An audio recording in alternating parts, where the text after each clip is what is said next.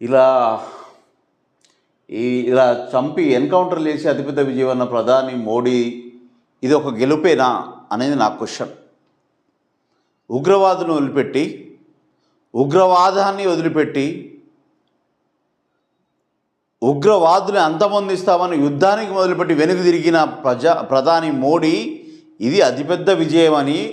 మరి ఇది అతిపెద్ద విజయం అయితే అదేంటి మరి? అది అతిపెద్ద అపజయం కదా.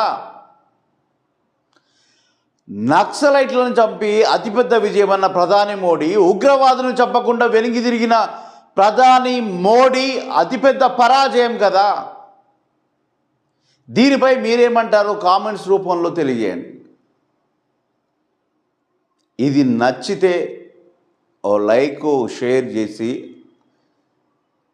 నక్సలైట్గా మారాలనుకున్న ప్రతి ఒక్కరి ఉద్యమ పంతాన్ని మార్చుకొని, జనజీవన స్రవంతిలోనే ఉంది జీవితం అనుకొని, జనజీవనలోనే జీవితాన్ని గడిపి తన అనుకున్న లక్ష్యాలు, రాజ్యాధికారం కోసం ఏదైతే అనుకున్నారో అవన్నీ జనంలో ఉండి, జనం కోసమే పోరాడి, జనం తరపున నిలబడి, జనంలో ఒకటిగా, జనానికి తానొక్కడిగా నిలబడి, అందరూ ఒక సైన్యంలాగా తమ పోరాట పంతాన్ని జనజీవన స్రవంతిలోనే ఉండి కొనసాగించి తమ జీవితాల్ని మంచిగా, తమ కుటుంబాలని మంచిగా చూసుకొని